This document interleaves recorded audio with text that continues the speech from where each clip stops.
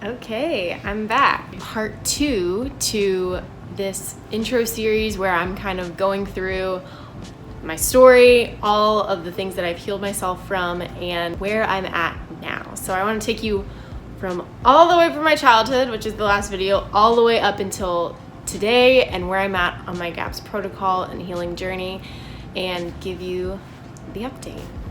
So I left off last time mentioning that I got married 2020. Summer of 2020 wasn't the best, but for me, I took the opportunity to go on this healing journey. That meant I was taking advantage of the time that I was inside the house, taking advantage of all the time that I had in quarantine, and learning how to cook meat stock, learning how to go on the GAPS diet. I spent September, October, and a little bit of November in the intro phase of the GAPS diet, and I had phased myself out of it into full GAPS by December, and I was doing really, really well. A couple of the early wins were that my periods got way, way better.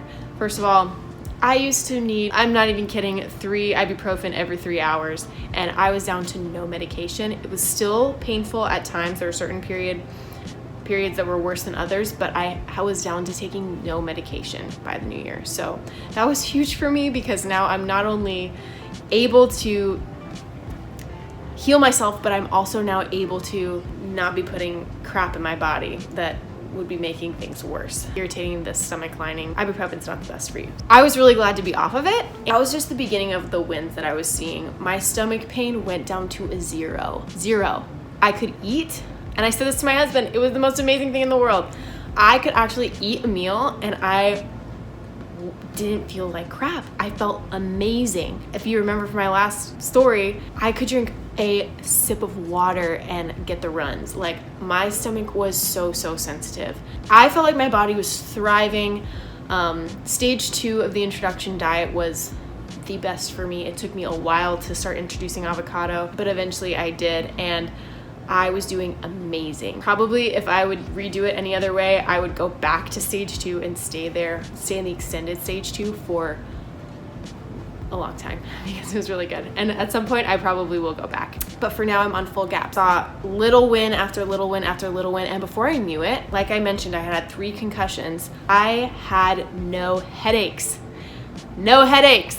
whatsoever, which was a huge win for me. I spent so much time avoiding lights, avoiding screens, catering to headaches, making sure I was drinking like gallons of water. It was just so much water because I needed to make sure that my head wasn't gonna be hurting all day long. Really, it was the fats that gave me what I needed to really recover and start to feel like myself again. I will say during this time, anxiety was spiking. So I was healing these physical things, like dizziness got so much better, wasn't 100%, but got so much better. Anxiety was, spiking for a while. Oh, hello. And it was at that point where I realized that it's going to take some time. It's going to be a journey. It's going to be ups and downs, healing. Probably heard it before, but healing is not linear. But yeah, there was a lot of anxiety that started coming up. I think my body was detoxing. I was getting nightmares through a season. My body was just purging a lot. Now, it wasn't until a year into GAPS that I started really taking the detox support seriously. I didn't really understand why people did enemas. I thought they were kind of gross. I felt like calm in a bath, but I didn't really understand why people said to do baths. Dry brushing felt kind of silly to me. I was like, what's that gonna do? And all these other different detox things, I was like, what's that really gonna help? So I got to the point about a year later where I kind of had leveled out. Like, most of my concussion symptoms were gone. I didn't live with dizziness anymore. My periods were completely manageable. Every once in a while I'd have like a day of pain. Every 3 months, maybe one of them would have like 1 day of pain, but it had gotten so much better. My stomach had gotten so much better. I was still detoxing so much. It was hard to tell the difference between a detox reaction and the symptom coming back. But I wasn't in pain. That was huge for me. But at that point, I felt like I kind of started to plateau in my healing. And I was looking for a level up. I really wanted to level up. And if you know me, you know that I am a total research junkie. I will research the heck out of online. I use YouTube as my research platform a lot of the times because I know it's like, what is it, the modern day encyclopedia. I researched like crazy. I wanted to learn from Dr. Natasha. I wanted to learn from Dr. Becky Plotner, two of the top GAPS practitioners in the world. Binged their content. Lauren Meadowsweet was huge in this. I went through her course, Healing Yourself 101. Realized that there was just a lot of fine tuning in the GAPS protocol that really was kind of hindering my progress. So this was the point where I got a GAPS practitioner. I started seeing an awesome lady out in Australia, and she helped me get onto an iodine protocol. Started going on iodine, started doing some other detox things. I had been taking enemas really seriously. I will say I probably didn't progress exponentially until I started doing enemas regularly, and I'll probably show how I do those at some point on this channel. But it really wasn't until I started fine-tuning, what is my water source? What is the chelation protocol that I'm going for? Are there certain supplements that really are necessary for my body? Which supplements aren't necessary for my body at all, and I've been taking them and they're not really doing anything. How can I up the probiotic intake? How can I up the meat stock intake? All these things that are super important on the GAPS protocol. I just felt like I needed to take them to another level. But I will say if there's one thing that I took out of it that I would apply is just the detox support.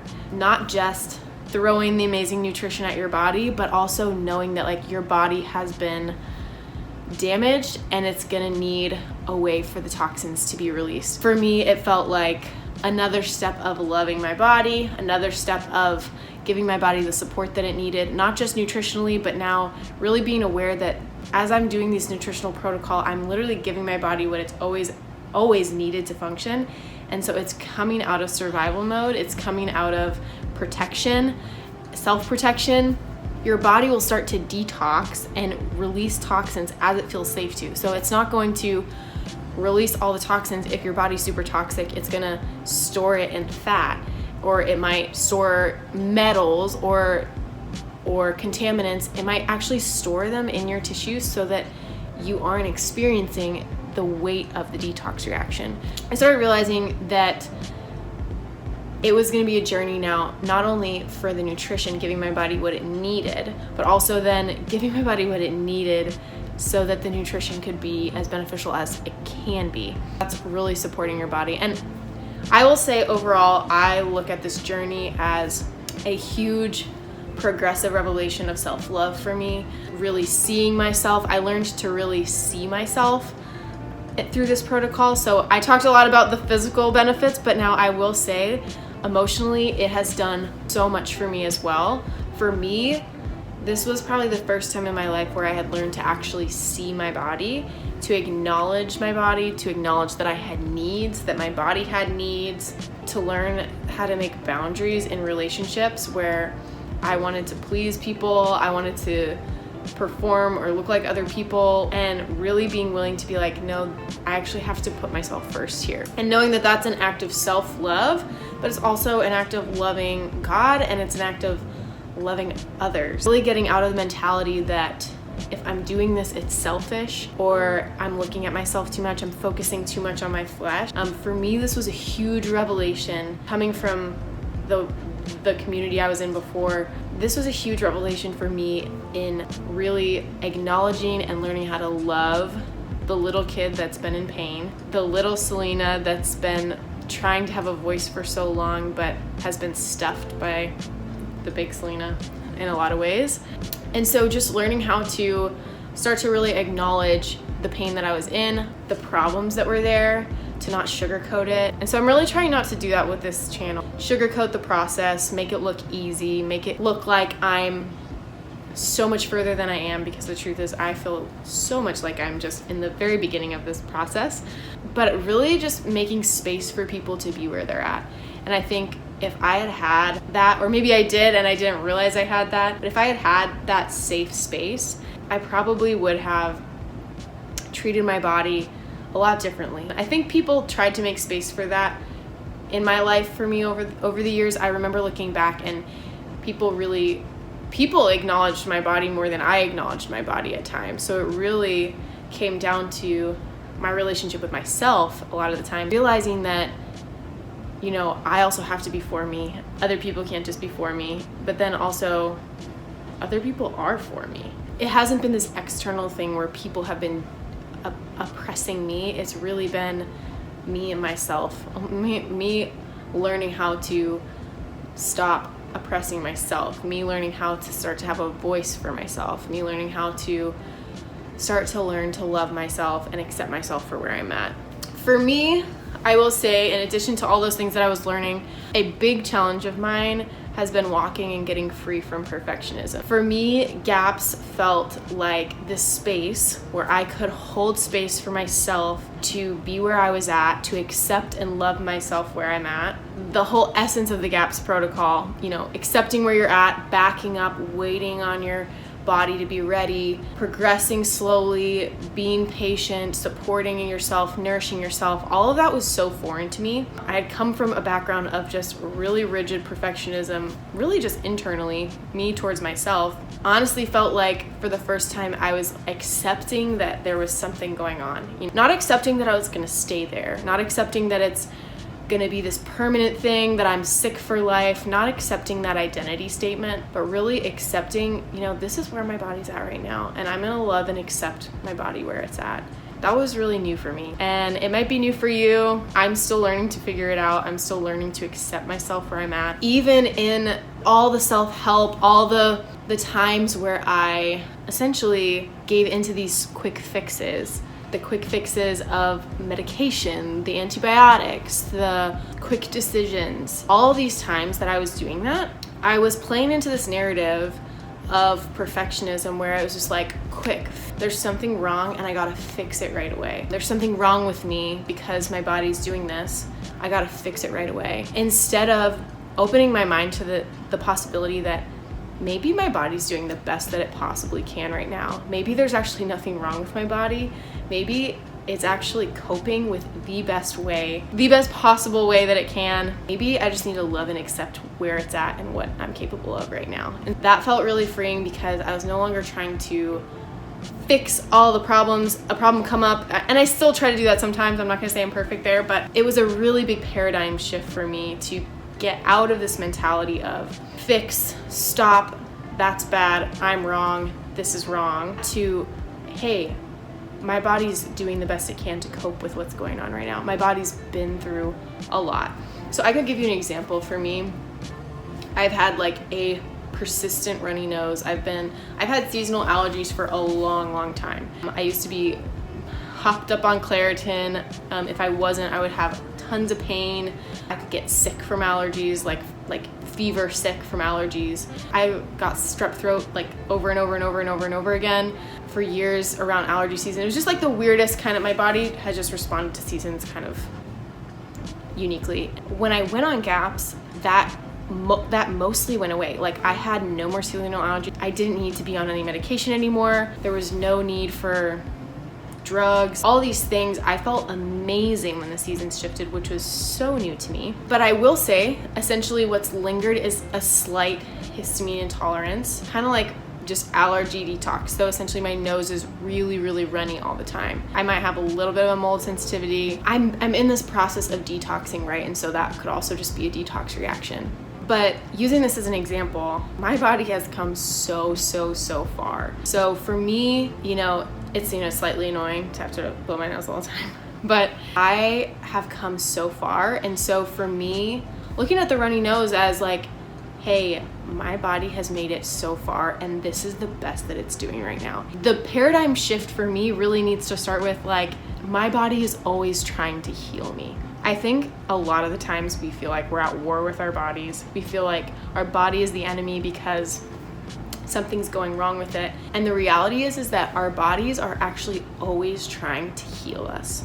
Even on an emotional level, triggers that come up, our body is actually trying to get pain to be heard, get pain to be validated and acknowledged. Our body is always trying to deal with physical issues in the most efficient way possible, and it does an amazing, miraculous job at doing that and choosing what's most important. For me, it's getting out of that mentality of like, oh, I gotta fix the runny nose, and being like, actually this is just what my body needs to do to be able to cope with the environment I'm in right now. Or this is just what my body is needing to do to be able to detox right now.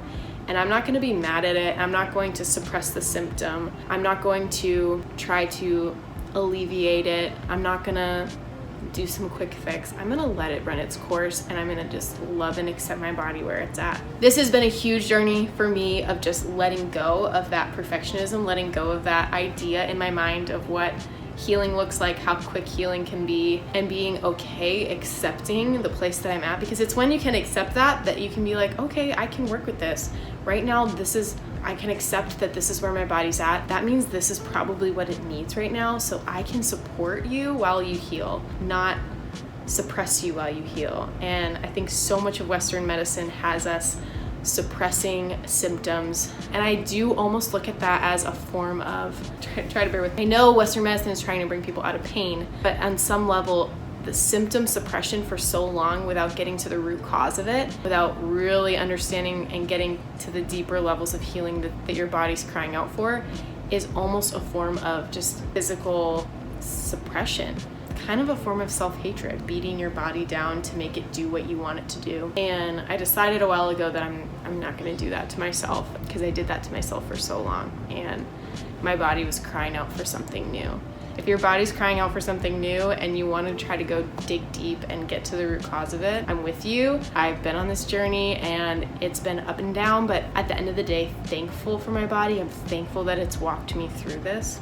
And I'm super, super excited to share on this channel more about my journey, more about the things that have helped me, the things that have empowered me to make changes in my life, really how that journey has worked to make me more whole of a person, more at peace, more mindful, more connected to God, more connected to myself. I feel like this process has not only been like a healing physical journey, but it really has healed me emotionally in so many ways. So I'm super excited to share more of that with you as time goes on, and I'm excited to hear all your stories as well. So thank you for watching. I will see you in the next video. And if you have any questions at all, please leave a comment. I love to share my story, share my life. My hope is to bring encouragement and hope to you while also being inspired myself. So thank you.